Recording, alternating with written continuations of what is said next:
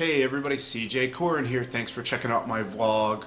A vlog about my blog, Writing with God, a blog for the Christian and Christian writer. So today I'm going to be talking about the unbeliever's threads of God in secular fiction. Now I've mentioned before that I don't really believe that there's a break in Christian and secular. We as humans separate everything into religious and non-religious.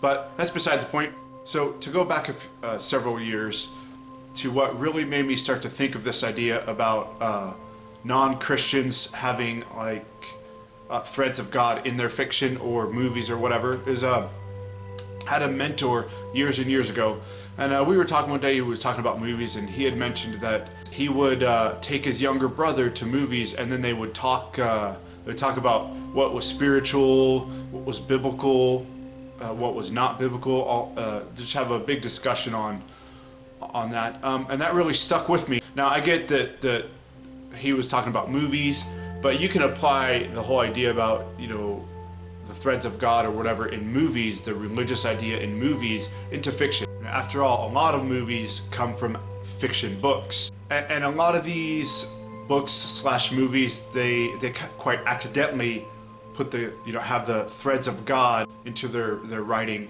when they're writing either the book or the movie. Having written a secular fiction book myself, I can see where I put those unintended threads of God in my fiction, because it's not a Christian fiction book.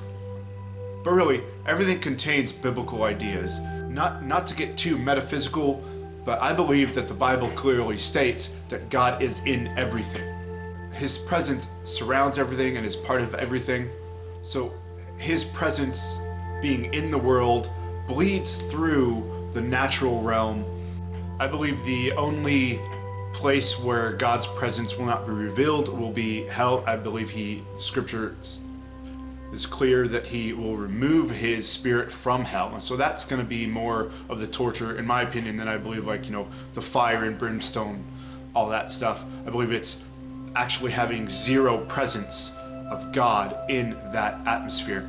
So even the most hellish places on earth have some type of, semblance of God in it, whatever it might be.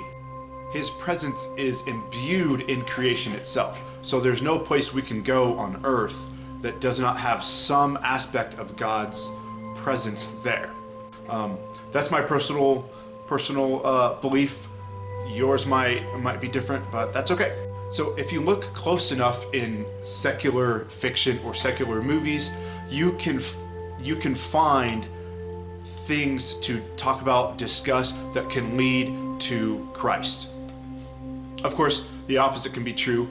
You can, if you look hard enough, you can find things even in Christian writing that is evil, is bad, is wicked, etc. Right? So basically, if you look hard enough at anything, you can find what you want to find.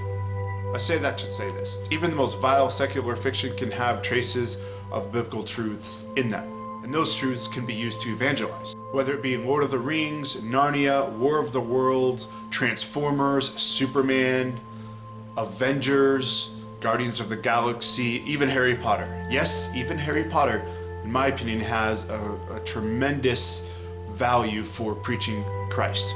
You can always find something to pull that can point to Christ. On the other hand, you can also pull stuff out that can point to other things. Now, I know I mentioned this at the beginning of this video, that I don't believe in secular and Christian fiction. It's all fiction. Some have Christian themes or just plain religious themes.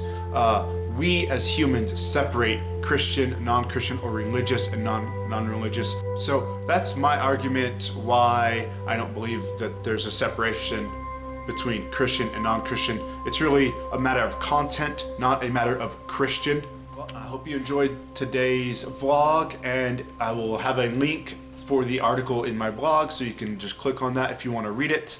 If not, hope you enjoyed it, and I will see you next time.